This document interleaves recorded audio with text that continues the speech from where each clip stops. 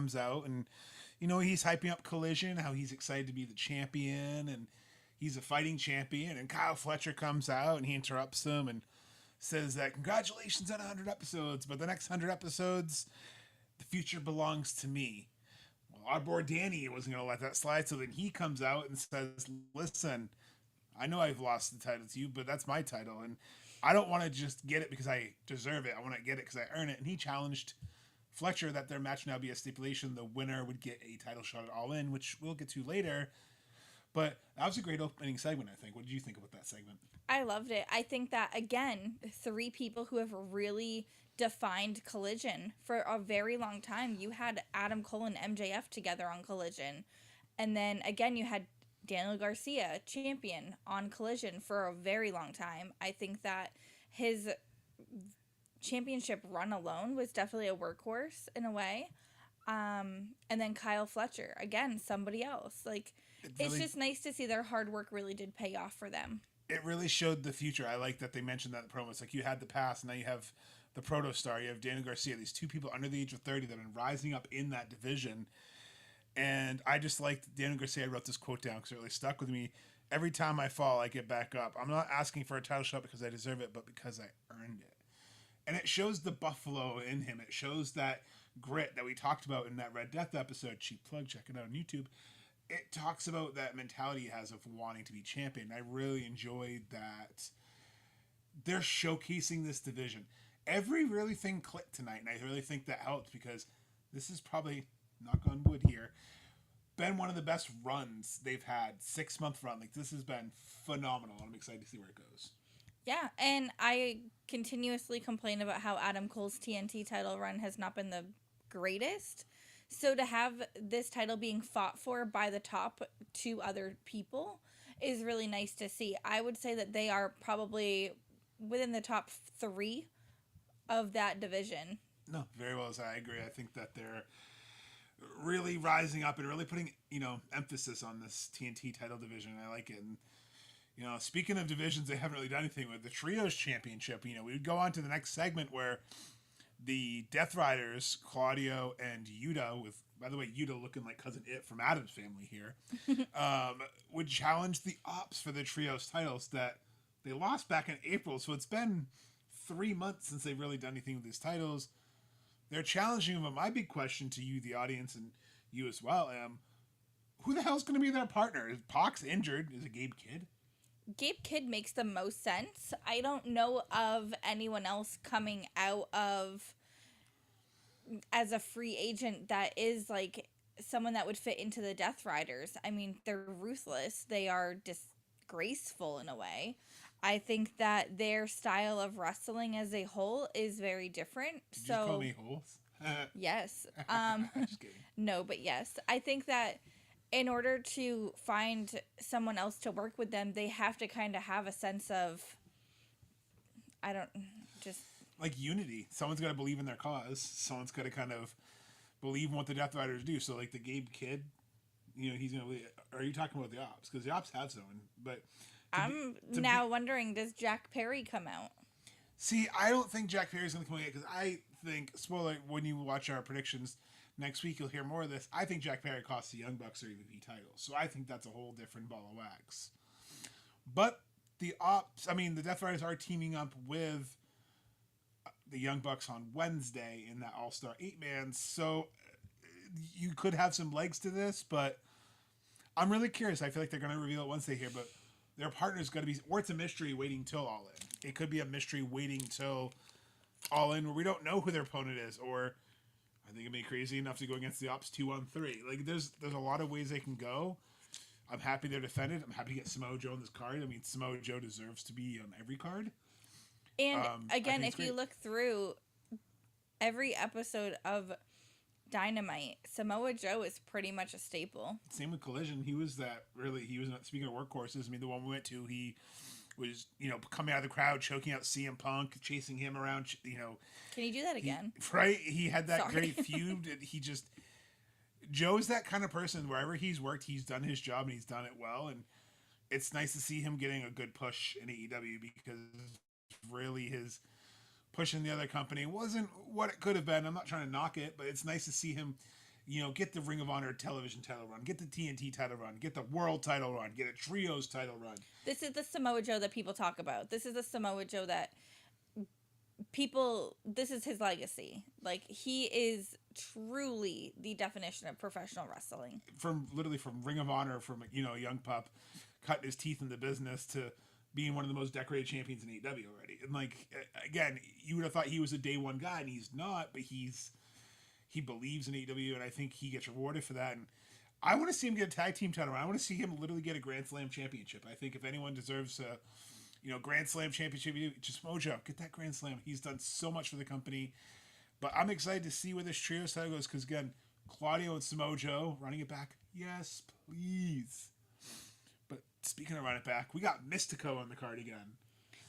And that entrance, glorious. I love that they brought back the I can never say it right, the Mimuero song I wrote down in the notes, and the crowd was singing it, and they focused on that one lady who was singing her heart out. It was great, because someone said in our comments earlier that I wasn't sure if people were singing until they focused on her. I'm like, no, they were singing it. And then that would be a fantastic match. You have, Briscoe, who doesn't love Briscoe, and just the absolute chaos and insanity of that match with Heshiero and all the craziness and all the fun spots, and just Mystico is so over. That crowd was behind him the entire time. It was really great to see, and this is my style of wrestling. This is everything I watch wrestling to see. And Hologram teaming with Mystico, Hologram teaming with anyone is always money. And I love the way they're presenting him, and I love that after the match they're playing Mystico's song again, and Briscoe's up there strumming the air guitar, just loving life. It was fantastic.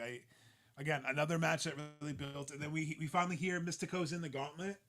That's a smart way to move tickets for All In. We have Mystico, who's a staple of lucha wrestling, Texas, hop, skip, and a jump from people who travel from Texas all the time to Arena Mexico. So he's gonna have a fan base that travels. So what a smart way to move tickets to announce Mystico in this gauntlet match.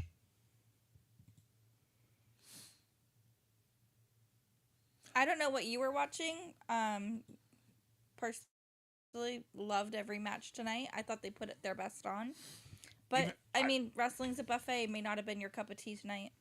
And it is what it is, because then we get up to the next match, which probably wasn't the greatest match, but it was meant for one thing. It was meant to have a return. So Max Caster comes out to do his open challenge. And, Max Caster is the best wrestler alive. And then he starts playing a little Easter egg in the crowd, saying, this crowd sucks. This is the worst crowd ever. And you got that feeling. Crowd. And then a video package hits, and it's Scorpio Sky with Christopher Daniels and Top Flight, and Scorpio Sky's back in Southern California. We get an SCU reunion. Sky's back. This repackage of Sky, whatever they're doing to him, I think it's going to work. You have his mentor in his corner. You have Top Flight. You have people who can really learn from veteran. We talked about Samoa Joe earlier. Christopher Daniels is another one of those staples. Such a great mind. He has such great leadership.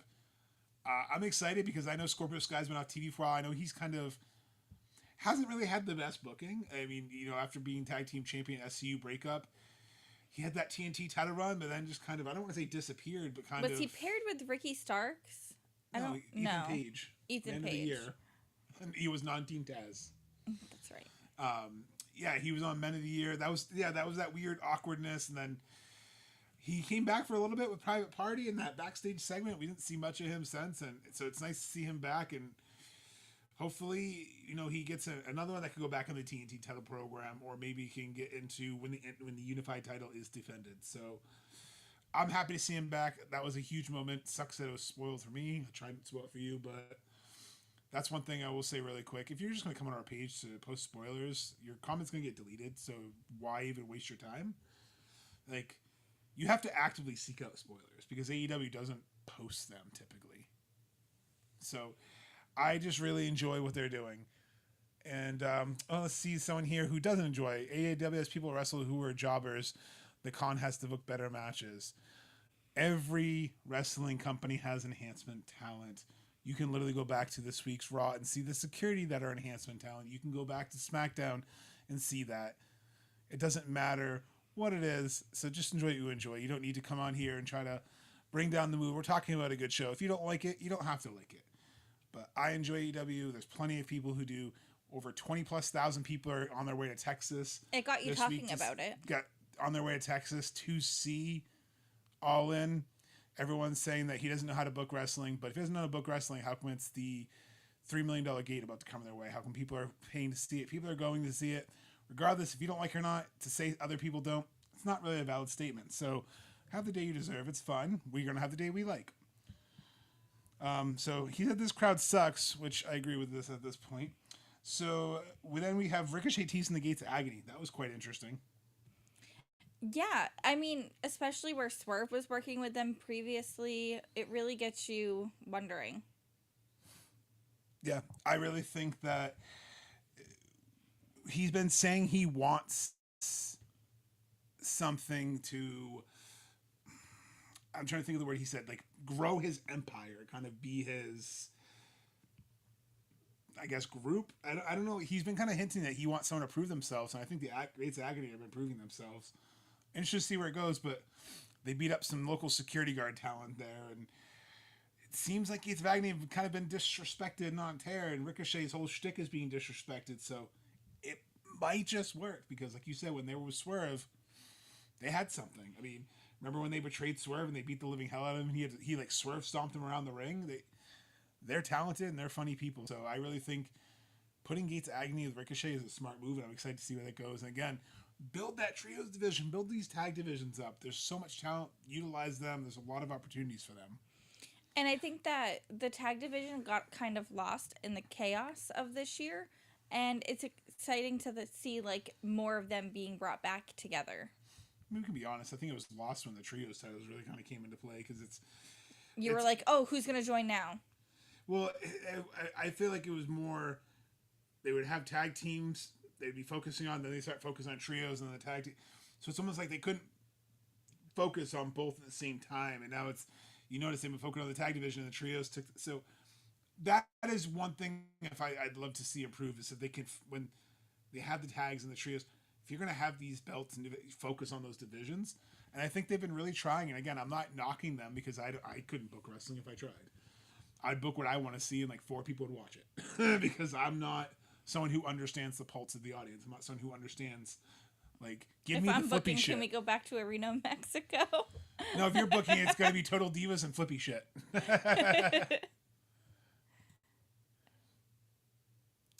I love there's so many options for wrestling. It's amazing. It's one of the best times to be a wrestling fan.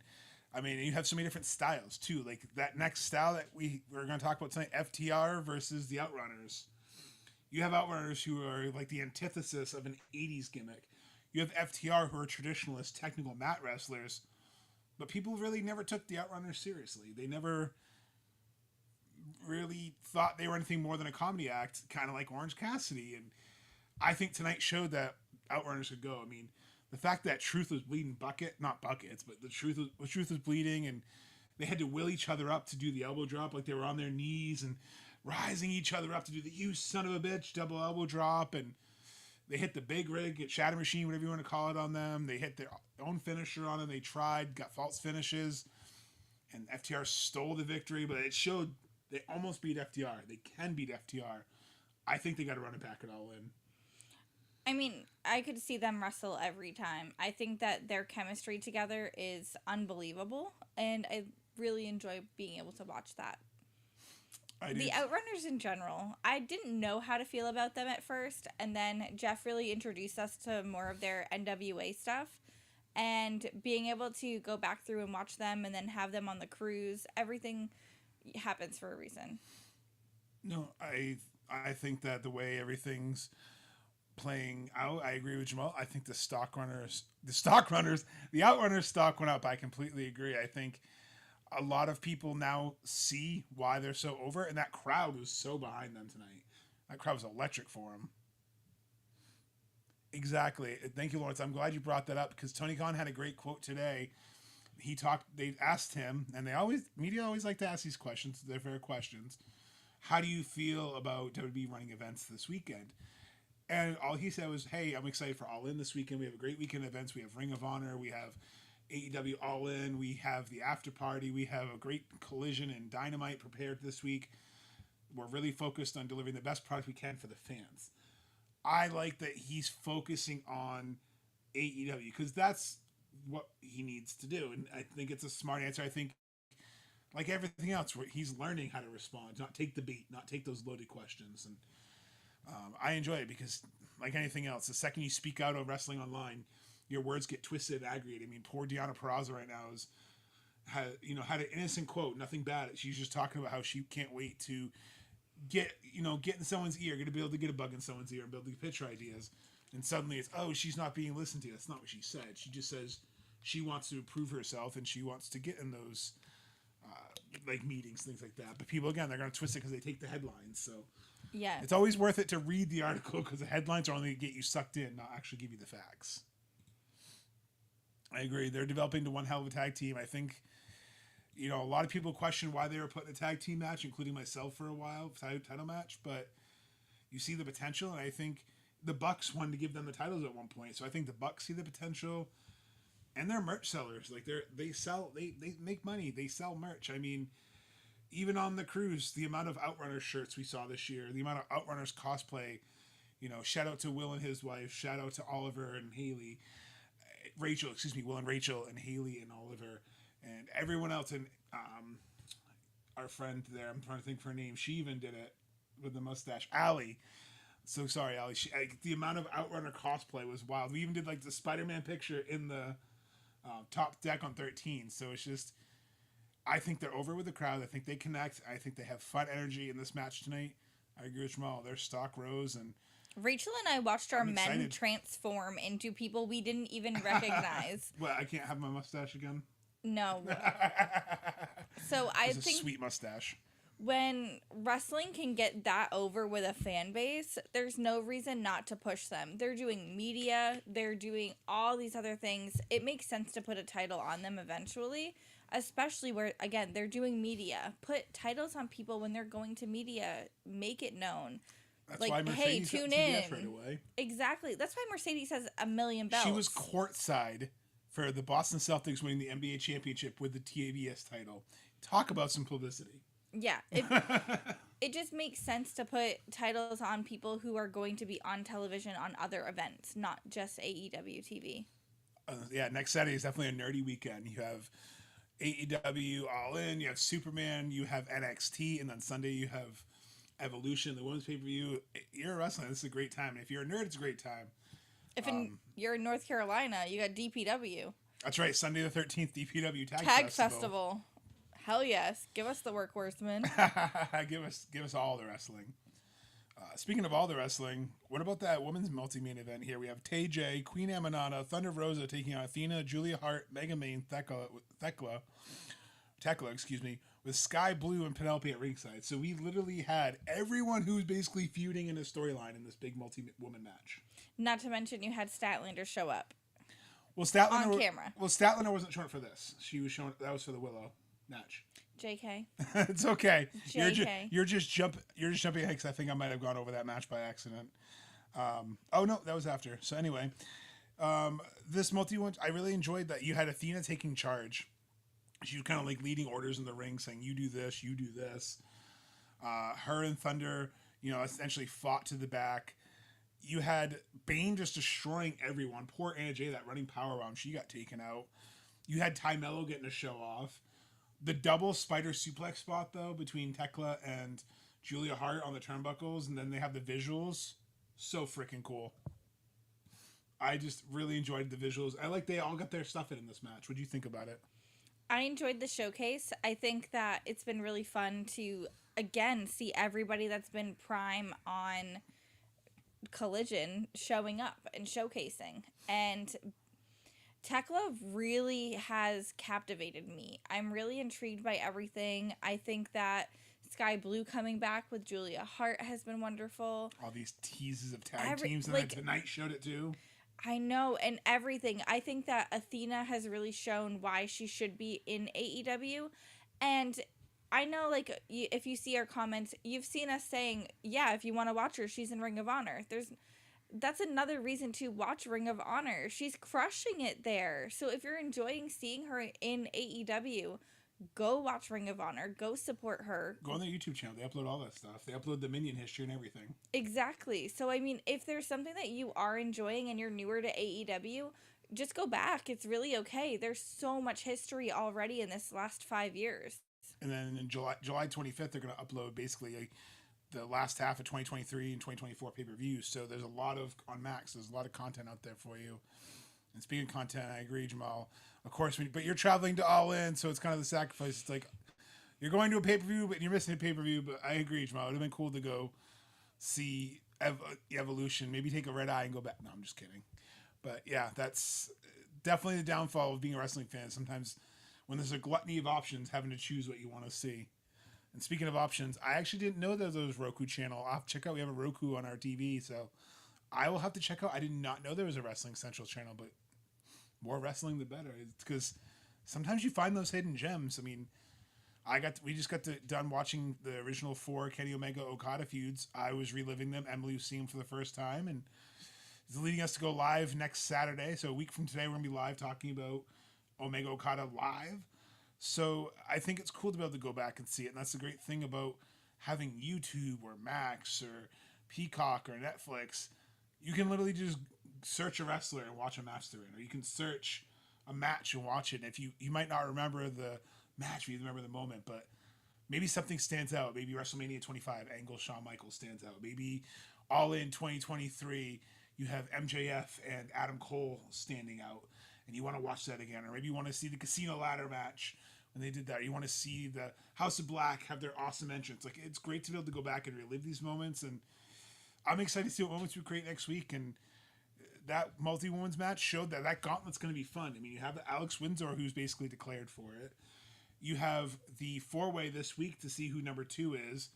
Athena's still saying she wants to be in it, but she's also wrestling Friday against Thunder. So there's a lot of action that can happen. There's a lot of interesting developments. And sick. I've been watching WoW through YouTube, but it's good to know it's on like not television, but streaming for other people to be able to watch. NWA, because we like to check out NWA because we like a lot of the talent over there, and Hollywood and everyone who goes over there to see. So it'll be interesting to have to check that out. I'll have to Google that the Wrestling Central channel. But to kind of finish off Collision, you have Megan Bayne pinning Anna, so she's showing his force. I think she's going to get that number 2 spot next week.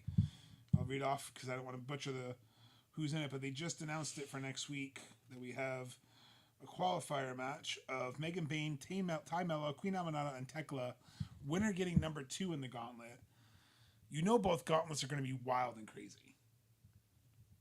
And both gauntlets are going to have surprises. They're going to have feel-good moments. They're going to have rivalries.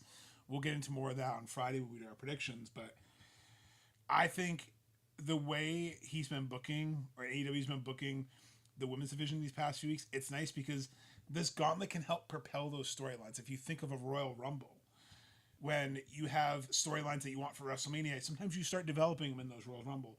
Matt and Jeff Hardy, had their feud in the Royal Rumble. You had a bunch of other wrestlers interact. It's a great way to kind of get them on the card, have some meaningful connection, have a moment in front of a big crowd, but not oversaturate. Put 27 matches on the card that you get 5 minutes for. Tubi also has I appreciate you, Lawrence. I did not know that Tubi and Roku had these content. Those are things we both have. See, we don't even know where all the content is. Whatever thing that we found where we could watch AAA and Lucha Underground, we found a secret little channel. Yeah, it was quite interesting to see AAA from the 90s, though, because camera work was not what I thought what I remember, I should say, but that's a whole nother deep dive episode of that. But we get to the main event, Kyle Fletcher versus Garcia. And these two men showed why they really are going to be carrying Collision going forward. You had Danny Garcia hard-hitting. At one point he had 3, what they call them, John Woo drop kicks, where he was in the corner, he's running around the ring, and he's drop kicking all over the place.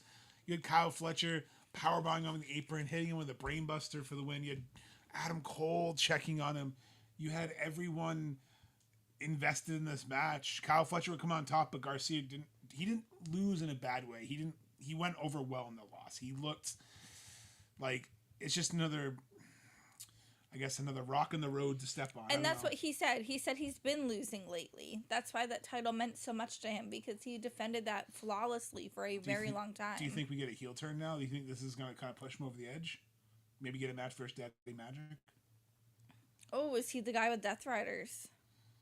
I don't know if they would do that Daddy Magic, but is Daniel Garcia the guy with Death Riders because he wants That's to what I was just saying. Oh, I thought you were saying Daddy Magic. No offense. Daddy You know Magic what makes my nipples hard? Yeah. When people don't listen.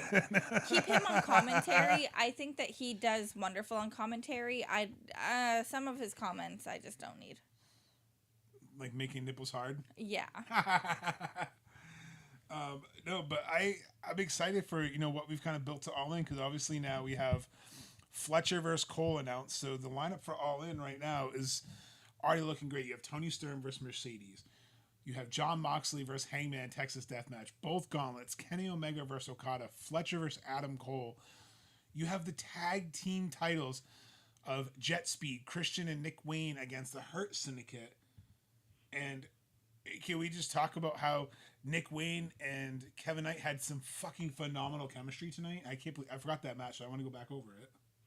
But yes, I agree. Fletcher is a diamond in the rough. I am so glad that they didn't give up on him, because one of the big things with tag teams, when the partner gets injured, sometimes the partner falls off as well. So it was nice. I agree. Fletcher, he's a stunning stud. It was nice to see that even when Mark, had his wrist injury, they pushed Fletcher. And I don't know what's going on with Mark now. I haven't read anything or seen anything. I don't know if he's out for injury or if he's just at home. But I think even still, him having the Dynamically group, having that built-in storyline that if they want to blow off that team or reunite them, they can. Yes. So I like that when AEW kind of breaks up a team, it doesn't feel permanent, because let's be real, there's nothing permanent in wrestling. And Jamal, I knew you meant that he was a stud. Well, that's why I said he was a stunning stud.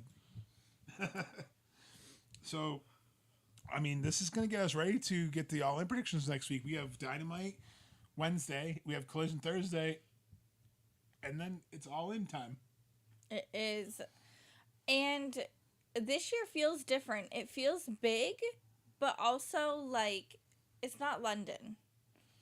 But it feels very big. So it's like, but it's basically Dallas in this like the shadows of Dallas, which is but usually cool. We look at it as like, oh well, this person's gonna go over because it's their home country. Like we saw Saraya, Athena, Keith Lee. Exactly. So that's why like it's gonna be very, very, very interesting to see what comes out of this. So being Texas, where it's put so many names on the map. Everything's bigger in Texas, baby. It is. So maybe those gauntlets are going to be massive. I think everything's going to be great. And we have Ring of Honor leading into All In as well. So Athena could lose her title going into All In. I agree, Jamal. I think it's going to be such a great week of wrestling. It feels like Mania week does. all over again. Because it's every company is doing something. It's nice. It's like you had April, you had Mania week, and then 3 months later we get All In week, and before we know it, we're in like Rumble season. So it's nice to see all these companies thriving and delivering this great content. I'm so excited to watch All In and talk more about this. But I think that's going to do it for our little recap episode. We try to keep these to about a half an hour for our post shows, especially where Emily has to get up in the morning and go to work. So if you guys like these, let us know in the comments below. We enjoy doing these little reviews after, getting ready for the week ahead. Our next live will be Friday at 9 p.m. to go over our pick'ems for AEW All In. And actually, then Saturday we're going to be watching All In, Kenny Omega and Okada live. You forgot about Dynamite Wednesday and Collision Thursday. We're going to do post shows quite a bit next week. So we have 2 post shows next week. I forgot, at least you had those written down. So we have Wednesday night for a little bit after Dynamite will come on. We have to set up, so give us a few seconds and then we'll come on and we'll talk about Dynamite. Same with Collision the next night. And then we'll have Friday night. Our pick'ems, hopefully Smokey and Rachel coming on like usual. And then Saturday, our live watch-along. So we need our co-hosts. I think it's going to be a great week. So definitely like, subscribe, all that fun jazz. Make sure you tune in. make sure you always keep the kayfabe. Kayfabe. I must bid you adieu, goodbye, mwah, and good night, bang! But again, thank you for partying with us. But it's getting late. I must bid you adieu. So from Kenny Omega and Rijo, goodbye, mwah, and good night, bang! Goodbye, mwah, and good night.